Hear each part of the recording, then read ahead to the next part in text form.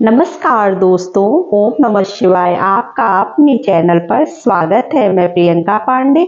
दोस्तों, 2024 में जो साल की आखिरी अमावस्या है, पौष मास की अमावस्या वो 30 दिसंबर को पड़ रही है। तो इस दिन स्नान, दान, तर्पण और श्राद्ध करने का विशेष महत्व होता है। गंगा नदी में स्नान करने का विशेष महत्व होता है।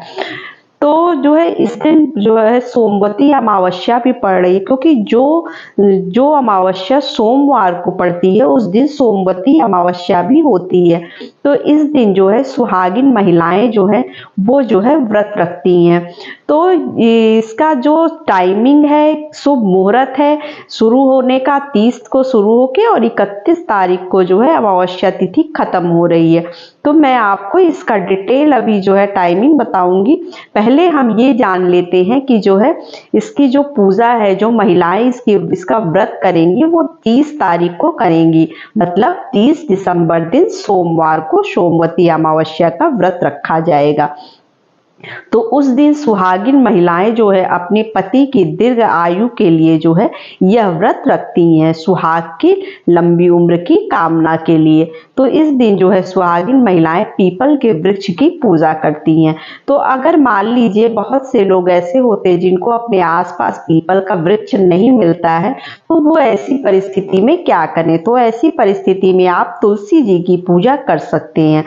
तो अब मैं आपको डिटेल में पूरा बता देती हूँ कि इसकी पूजा हमें कैसे करनी चाहिए, क्या सामग्री चाहिए और क्या क्या करना चाहिए इस दिन।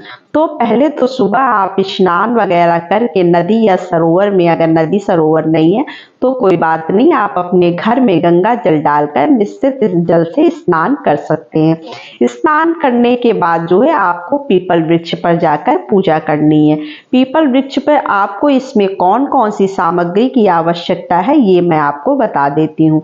इसके लिए आपको एक जल का लोटा लेना है, जिसमें पानी के साथ गुड़ और तिल को मिला लेना है। उसके बाद हमें कुछ फूल लेने हैं और मूंगफली लेना है। अगर मूंगफली नहीं है तो आप चना भी ले सकते हैं।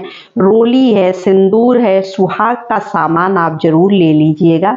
सुहाग का सामान आप जो भी चाहिए, चाहे तो 5 सुहाग का सामान ले सकते हैं, या आप साड़ी भी साथ में ले सकते हैं, या ब्लाउज का पीस, चूड़ी, बिंदी, इस तरह की चीजें ले सकते हैं जो हमें वहां पर पीपल के वृक्ष के पास चढ़ाना होता है। साथ में हम दीपक ले लेंगे, कलावा ले लेंगे फेरी करने के लिए। और ये सारी तैयारी आपको रात में ही, बाकी मौसमी फल हमको चढ़ाना है, मौसमी फल आप 5 ले लीजिएगा। तो इस तरह से हमें पूजा करनी है। तो ये सारी तैयारी हम रात में ही करके रख लेंगे। उसके बाद पीपल वृक्ष में जाने के बाद हमें जल चढ़ाना है। ऐपन, देखिए मैं भूल गई थी, ऐपन आप जरूर साथ में ले लीजिएगा, क्योंकि आपको ऐपन से सोना धोबी की तस्वीर बनानी होती है पीपल वृक्ष पर, क्योंकि उसकी पूजा की जाती है। तो पहले आप सोना धोबी की तस्वीर बनाकर जल वगैरह चढ़ाकर सिंदूर से उनको तिलक करेंगे, उनको वस्त्र स्वरूप कुछ चढ़ाएंगे, वहीं पर कोई वस्त्र चिपका दीजिएगा, इस तरह से चढ़ाएंगे। उसके बाद पीपल वृक्ष की विधि पूर्वक पूजा करेंगे। उसके बाद वहां पर हमें दीप प्रज्वलित करना है, भोग लगाना है। उसके बाद हमें फेरी करनी है। फेरी हमें 108 बार की फेरी करनी है। तो आप कलावे से चाहे तो 108 बार फेरी, 108 बार की होनी चाहिए। तो आप 108 बार चाहे तो पूरा कलावा लपेट कर 108 फेरी कर सकते हैं। और अगर नहीं तो फिर आप ऐसे कर सकते हैं कि कुछ वैसे 5 या 7 की संख्या में कलावे को लपेट दीजिएगा। उसके बाद आप 108 बार गोल गोल फेरी कर लीजिएगा। साथ में आपको क्या करना है, अपने हाथों में मूंगफली या चना जो आपको इजीली मिल जाए वो आप ले लीजिएगा। एक एक दाना मूंगफली चढ़ाते जाएंगे और फेरी करने के बाद सिंदूर लगाएंगे, और फिर उस सिंदूर को अपने मांग में लगाएंगे। पेड़ को लगाएंगे, फिर अपने मांग में लगाएंगे। तो इस तरह से आपको 108 बार इस तरह से पूजा करनी है। तो इसमें आप चाहे तो अपने सिंदूरे से भी सिंदूर लगा सकते हैं, नहीं तो आप जो सुहाग के लिए सामान ले गए वो सिंदूर की डिब्बी खोलकर उससे पूजा करने के बाद वो सिंदूर की डिब्बी आप लेते आइएगा, या बहुत लोग दान भी कर देते हैं, जैसा आपको लगे। तो इस तरह से हमें जो है 108 बार की फेरी करनी होती। अब मान लीजिए बहुत से लोग शारीरिक रूप से सामर्थ्य नहीं है, वो 108 बार फेरी नहीं कर पा रहे, तो वो इस तरह से भी कर सकते हैं कि 11 बार, 7 बार, 21 बार, 51 बार ऐसी संख्याओं में भी फेरी कर सकते हैं, तो भी आपको वही फल प्राप्त होगा, क्योंकि शरीर से बढ़कर कोई चीज नहीं होती। जब आपका शरीर स्वस्थ होगा तो आप पूजा भी कर पाएंगे।